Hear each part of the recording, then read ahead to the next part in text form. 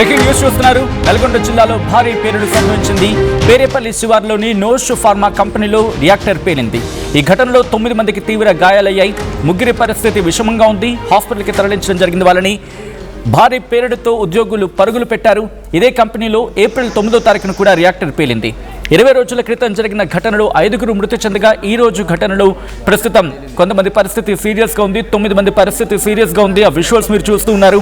ప్రమాదం జరిగిన వెంటనే ఉద్యోగులు అక్కడి నుంచి హుటాహుటిన పరుగులు పెట్టారు తమ ప్రాణాలను వాళ్ళు కాపాడుకోవడానికి. ఆ విజువల్స్ మీరు చూస్తున్నారు. ప్రమాద ఘటన జరిగిన ప్రదేశంలో ఎటువంటి పరిస్థితులు ఉన్నాయని చెప్పి ఎప్పుడైతే అక్కడ ఆ పేలుడు సంభవించిందో ఆ పేలుడిని అదుపులోకి తీసుకొచ్చేందుకు అక్కడ పరిస్థితిని అదుపులోకి తీసుకొచ్చేందుకు ఎమర్జెన్సీ టీం రంగంలోకి దిగింది. మీరు చూడొచ్చు, ఫైర్ ఇంజిన్ల సాయంతో ఆ మంటని అదుపులోకి తీసుకొచ్చే ప్రయత్నం చేస్తూ ఉన్నారు.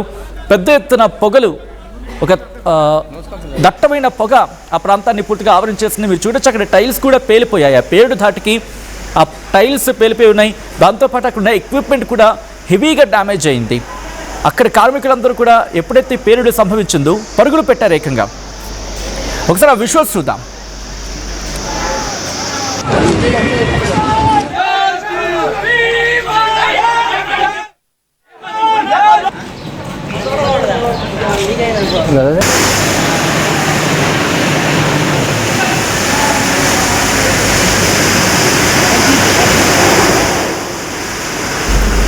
విజువల్స్ మీరు చూస్తున్నారు. ప్రస్తుతం అక్కడ ఎటువంటి పరిస్థితి ఉందనేది వీ వాంట్ జస్టిస్ అంటూ నినాదాలు చేస్తూ ఉన్నారంటే అర్థం చేసుకోవచ్చు అక్కడ పరిస్థితి.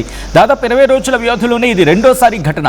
నల్గొండ జిల్లాలో భారీ పేలుడు సంభవించింది. పేరేపల్లి శివారులో నోష్ ఫార్మా కంపెనీలో రియాక్టర్ పేలింది. ఈ ఘటనలో 9 మంది తీవ్ర గాయాల పాలయ్యారు.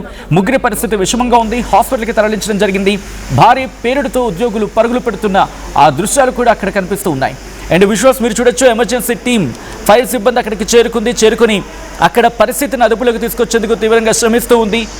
ఆ సిచ్యువేషన్ దాదాపు 20 రోజుల వ్యవధిలోనే రెండో ఘటన అంటే అక్కడ సేఫ్టీ ప్రికాషన్స్, సేఫ్టీ మెషర్స్ ఏ స్థాయిలో ఉన్నాయో అర్థం చేసుకోవచ్చు. యాజమాన్యం ఎంతటి నిర్లక్ష్యం ప్రదర్శించిందో అర్థం చేసుకోవచ్చు. ఎందుకంటే రెండో ఘటన 20 రోజుల వ్యవధిలో. అండ్ డీటెయిల్గా మాట్లాడుకునే ప్రయత్నం చేద్దాం. ఈ అంశానికి సంబంధించి పూర్తి వివరాలు అందించేందుకు అచ్యుత్ ఫోన్ లైన్లో జాయిన్ అవుతున్నారు. అచ్యుత్ దగ్గరికి వెళ్ళే ప్రయత్నం చేస్తున్నారు. బట్ బిఫోర్ దట్, ఈ కథను మిమ్మల్ని కాస్త కలవరపరచచ్చు. అయితే మిమ్మల్ని కలవరపాటుకు గురి చేయడం ఆర్టీవీ ఉద్దేశం కాదు. కానీ ఇటువంటి కథనాలు చూసినప్పుడు కాస్త కలవరపాటుకు గురే అవకాశం ఉంటుంది కాబట్టి దీనికి సంబంధించి తగిన జాగ్రత్తలు తీసుకోవాలని ఆర్టీవీ సూచించడం జరుగుతుంది. This is disturbing content, video description is highly advised. Achyut సమాచారం అందించేందుకు సిద్ధంగా ఉన్నారు. అచ్యుత్, ప్రస్తుతం అక్కడ పరిస్థితి ఏంటి? విజువల్స్లో చూస్తూ ఉన్నాం, పూర్తిగా చల్లా చెదురుగా పడిపోయి ఉన్నాయి. ఆ ఎక్విప్మెంట్ కావచ్చు, లేకపోతే అక్కడ ఉన్న ఇన్ఫ్రాస్ట్రక్చర్ కావచ్చు. ప్రస్తుతం ఎంతమందికి గాయాలయ్యాయి? వాళ్ళ పరిస్థితి ఏంటి? అట్ ద సేమ్ టైం అక్కడ పరిస్థితి అదుపులోకి వచ్చిందా?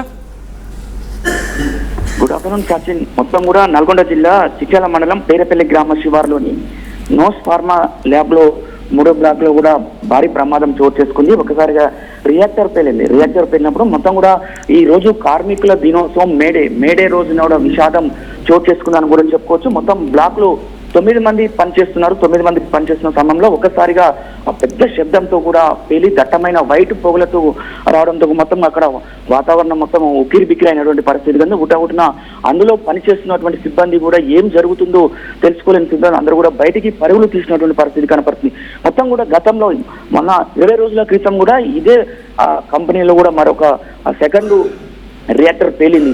అప్పుడు కూడా యాజమాన్యం నిర్లక్ష్యంగా వ్యవహరించిందని కూడా పెద్ద ఎత్తున ధర్నా నిర్వహించారు. అక్కడికి ఆ కలెక్టర్ వచ్చి కూడా పరిశీలించిపోయినటువంటి పరిస్థితి ఉంది. మళ్ళీ ఈ రోజు కూడా మధ్యాహ్నము 11-12:30 ప్రాంతంలో కూడా భారీ శబ్దంతో కూడా రియాక్టర్ పేలడంతో కూడా అక్కడ మొత్తం ఉక్కిరి బిక్కిరి అయిన పరిస్థితి ఉంది. అక్కడి నుంచి సిబ్బంది బయటికి పరుగులు తీశారు. పైకి తీసినప్పుడు ఏదైతే కంపెనీకి సంబంధించిన ఉద్యోగులు కూడా బయటకు వస్తున్నప్పుడు కూడా అక్కడే ఉన్న వాళ్ళు కూడా వాళ్ళని అడ్డుకున్నటువంటి పరిస్థితి కనపడుతుంది. మీరు బాగానే బయటికి ఉరుకుతున్నారు, కానీ లోపల ఉన్న వాళ్ళ పరిస్థితి ఏ విధంగా ఉంది, మొత్తం షిఫ్ట్ లో ఎంతమంది పనిచేస్తున్నారో ఆ సమాచారం మాకు ఇవ్వాలని కూడా వాళ్ళు గేరవ్ చేసినటువంటి పరిస్థితి. మొత్తం కూడా అందులో 9 మంది పనిచేస్తున్నారు. ఒక్కరికి సీరియస్ గా ఉందన్న సమాచారం ఉంది. మొత్తం కూడా వీరందరినీ మిగతా 8 మందికి కూడా తీవ్రమైన గాయాలైన సచి మొత్తం మనం చూస్తున్నాం. ఆ రియాక్టర్ లోపల పేలిన ప్రదేశంలో కూడా చూస్తే మొత్తం కూడా ఎక్కడికక్కడికి టైల్స్ మొత్తం పగిలిపోయినటువంటి పరిస్థితి కనబడుతుంది.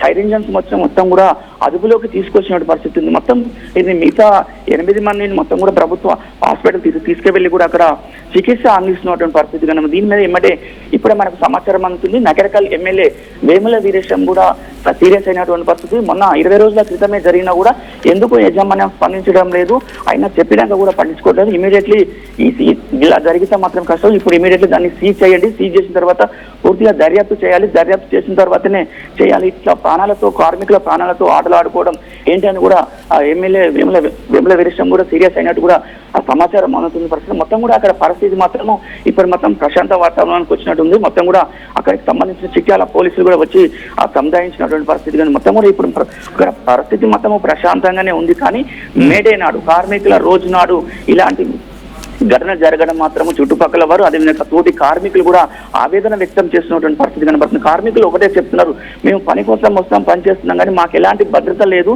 లోపల ఇలా జరుగుతున్నా కూడా యాజమాన్యం పట్టించుకోవడం లేదు అని కూడా వారు పెద్ద ఎత్తున గేరవ్ చేస్తున్నటువంటి పరిస్థితి ఉంది. రాను కాలంలో కూడా మా కార్యాచరణ కూడా సిద్ధం చేసుకుంటామని కూడా కార్మికులు చెప్తున్నటువంటి పరిస్థితి కనబడుతుంది. దీని మీద ఘటనకు ప్రధాన కారణం ఏమై ఉంటుంది? ఈ ఘటనకు సంబంధించి అఫ్ కోర్స్ భద్రతా లోపం అనేది క్లియర్గా కనిపిస్తుంది. బట్ అక్కడ ఇన్వెస్టిగేషన్ చేస్తున్న అధికారులు కావచ్చు, లేకపోతే అక్కడ ఉన్న వాళ్ళు, ఇన్ హౌస్లో ఉన్న వాళ్ళు ఎటువంటి రియాక్షన్ని ఏమైనా చెప్తూ ఉన్నారా ఈ ఘటనకి కారణం ఏమేమి ఉండొచ్చు అని చెప్పి? అయితే ఇప్పుడు లోపలికైతే ఎవరిని అలౌ చేయట్లేదు. అధికారులు అడిగితే మాత్రము ఆ పేలుడు జరిగింది, సేఫ్టీ ప్రికాషన్ కూడా లోపల ఏం లేవని కూడా తెలుస్తున్న పరిస్థితి ఉంది. మొత్తం వర్క్ నడుస్తున్న క్రమంలో కూడా ఒకసారిగా అకస్మాత్తుగానే అది రియాక్టర్ పేలింది అనే సమాచారం బయటకు ఇస్తుంది. లోపల మాత్రం ఏం జరిగింది, ఎలా జరిగింది, ఏం చేస్తుంటే ఇది మొత్తం బ్లాస్ట్ అయింది అనేది మాత్రము పూర్తిగా తెలుసుకునే ప్రయత్నం చేస్తాం. అయినా కూడా అక్కడి నుంచి రావట్లేదు. ఎవరైతే కంపెనీకి సంబంధించిన వాళ్ళు మొత్తం బయటకు వచ్చి చెప్పాల్సింది, ఇప్పటికే దానికి సంబంధించిన అధికారులు మొత్తం లోపలికి వెళ్ళి మొత్తం క్షుణ్ణంగా పరిశీలిస్తున్నారు. ఈ ప్రమాదం ఏ విధంగా జరిగింది, దేని వల్ల కూడా జరిగింది అనేది కూడా పూర్తిగా అక్కడి నుంచి చెప్తుంది. మొత్తం కూడా ఒకళ్ళు ఎవరిని కూడా లోపలికి అలో చేయలేని పరిస్థితి కనపడుతుంది. ప్రస్తుతం మొత్తం ఇన్వెస్టిగేషన్ చేస్తున్నాం, ఇన్వెస్టిగేషన్ తర్వాత చెప్తామని కూడా వాళ్ళు చెప్తున్నారు. ప్రస్తుతం మొత్తం కూడా ఎమ్మెల్యే గారు కూడా చెప్పారు కాబట్టి దీని మీద చాలా సీరియస్ గా తీసుకున్నాడు సమాచారం తెలుస్తుంది. సచిన్ ఆల్రైట్ అచ్యుత్, ఒకసారి మీరు లైన్లో ఉండే ప్రయత్నం చేయండి. ఒకసారి విజువల్స్ మీరు చూస్తూ ఉన్నారు ఆర్టీవీ స్క్రీన్ మీద. ఈ కథను మిమ్మల్ని కాస్త కలవరపరచచ్చు, అయితే మిమ్మల్ని కలవరపాటు గురి చేయడం ఆర్టీవీ ఉద్దేశం కాదు. కానీ ఇటువంటి కథనాలు చూసినప్పుడు కాస్త కలవరపాటు గురి అవకాశం ఉంటుంది కాబట్టి దీనికి సంబంధించిన జాగ్రత్తలు తీసుకోవాలని ఆర్టీవీ సూచించడం జరుగుతోంది. నల్గొండ జిల్లాలో భారీ పేలుడు సంభవించింది. పేరేపల్లి శివారులో నోష్ ఫార్మా కంపెనీలో రియాక్టర్ పేలింది. ఈ ఘటనలో 9 మందికి తీవ్ర గాయాలయ్యాయి. ముగ్గురి పరిస్థితి విషమంగా ఉంది, హాస్పిటల్కి తరలించడం జరిగింది. భారీ పేలుడుతో ఉద్యోగులు పరుగులు పెట్టారు అక్కడి నుంచి. ఇదే కంపెనీలో ఏప్రిల్ 9న కూడా రియాక్టర్ పేలింది. 20 రోజుల క్రితం జరిగిన ఘటనలో 2 మృతి చెందగా వరుస ఘటనలతో బిక్కుబిక్కుమంటూ ఉద్యోగులు అక్కడ ఉద్యోగం చేస్తూ ఉన్నారు. మేము ఉద్యోగం చేస్తున్నాం సరే, కానీ మాకు భద్రత ఏది? మే 1న కరెక్ట్గా ఎగ్జాక్ట్గా కార్మికుల దినోత్సవం, మేడే అని మాట్లాడుకుంటూ ఉన్నాం. కానీ కార్మికులకు రక్షణ ఏది? కనీసం వాళ్ళకి సేఫ్టీ ఏది? సెక్యూరిటీ మాట దేవుడు ఎరుకు, కనీసం సేఫ్టీ ఏది అంటే వాళ్ళకి కనీసం భద్రత కల్పించలేకపోతున్నామే. రక్షణ మాట తర్వాత విషయం, కనీసం వాళ్ళకి భద్రత కల్పించలేకపోతున్నామే. వాళ్ళు ఉద్యోగం చేసే చోటు వాళ్ళకి భద్రత కల్పించడం అంటే ఇప్పుడు వాళ్ళ కోసం కూడా ఆలోచించకండి. పోనీ మీకు ఎక్కడ డబ్బులు నష్టపోతారని చెప్పి, బట్ మీ గురించే మీరు ఆలోచించుకుంటే వాళ్ళ గురించి ఆటోమేటిక్గా ఆలోచించినట్టే. ఎందుకంటే మీరు వాళ్ళకి గాలి కుదిలేస్తారనుకోండి, వాళ్ళని గాలి కుదిలేస్తే మళ్ళీ మీ ఎక్విప్మెంట్కే కదా కన్నం పడేది, అంటే మీకే నష్టం కదా. నేను మీ దృక్కోణం నుంచి మాట్లాడే ప్రయత్నం చేస్తున్నప్పుడు కాబట్టి ఎలా చూసుకున్నా కార్మికుడు ప్రాణం ముఖ్యం. కార్మికుడు బాగుంటే అక్కడ ఇన్ఫ్రాస్ట్రక్చర్ కూడా బాగుంటుంది. అండ్ రెండు బాగుంటేనే మీరు బాగుంటారు. మీరు కనుక వాళ్ళ భద్రతను గాలి కొదిలేస్తే గుర్తుపెట్టుకోండి, ఆ రోజే మీ వ్యవస్థ పూర్తిగా గాలి కొదిలేస్తుందంటే.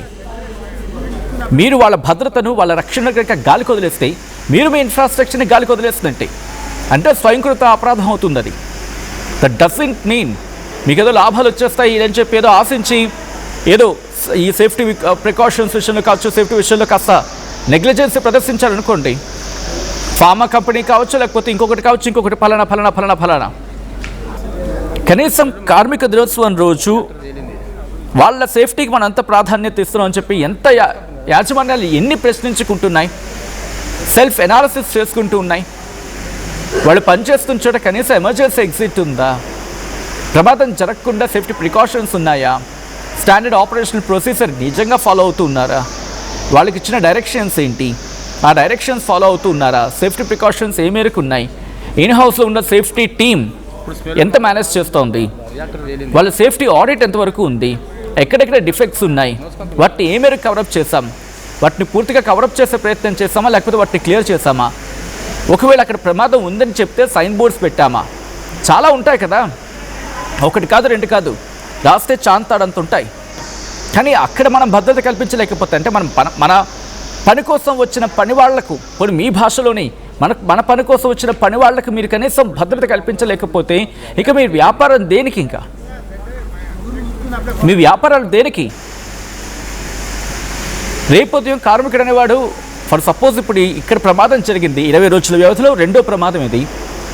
ఇప్పుడు ఇదే నోష్ ఫార్మా గురించి మాట్లాడుకున్న సందర్భంలో ఇంకొక వ్యక్తి వస్తాడా మీ దగ్గర పనిచేయడానికి? ఆలోచించండి. వాళ్ళకేదో అవసరం ఉంటుంది, మీ దగ్గర పనికి వస్తాడు, ఆ వ్యక్తి వచ్చారనుకుందాం, ఆ కార్మికుడు లేకపోతే కార్మికురాలు వచ్చారనుకుందాం, కార్మికులు వచ్చారనుకుందాం. బట్ ఈ ప్రమాదం జరిగిందని తెలిసిన తర్వాత మీరు సేఫ్టీ అస్సలు పట్టించుకోరు అనే ఒక నెగిటివ్ సెన్స్ వెళ్ళింది అనుకోండి వాళ్ళలోకి. అప్పుడు ఏమవుతుంది? రేపు కార్మికులు ఒకవేళ బలవంతంగా మీరు తెచ్చుకున్న వాళ్ళకి ఎక్కువ ఛార్జెస్ ఇచ్చుకోవాలి, లేకపోతే వాళ్ళకి ఎక్కువ జీతం ఇచ్చుకోవాల్సి ఉంటుంది, ఎందుకంటే ఇంత భయపడుతూ పనిచేసే క్రమంలో. సో చుట్టూ తిరిగితే మళ్ళీ మీకే కన్నం అది.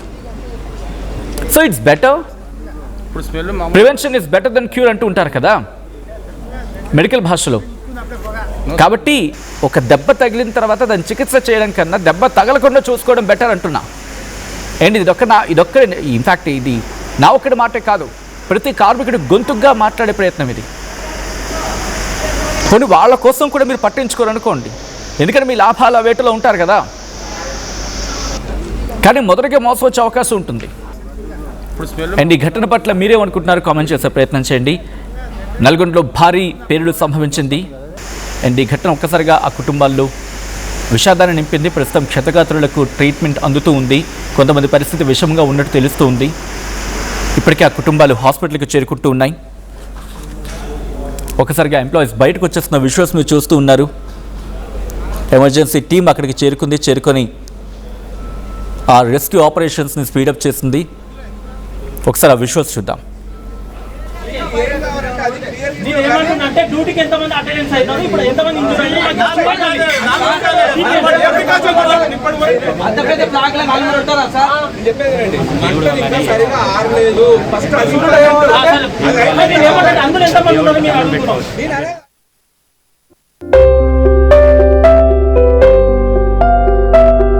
చిన్న చిన్న ఆనందాలు 35 ఏళ్లుగా నా జీవితంలో లేవు. 35 ఏళ్లుగా నేను డైపర్లలో బ్రతికాను. 6 సెంటీమీటర్ల ఫిస్టులా నా మూత్రాశయంలో లీకు కారణమైంది. ఎవరూ నాకు సహాయం చేయలేకపోయారు. AINUలో వైద్యులను కలిసే వరకు.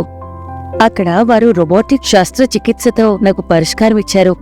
వారు నా ఆత్మవిశ్వాసాన్ని కూడా తిరిగిచ్చారు. Precision care makes it possible. The Center for Robotic Surgery at AINU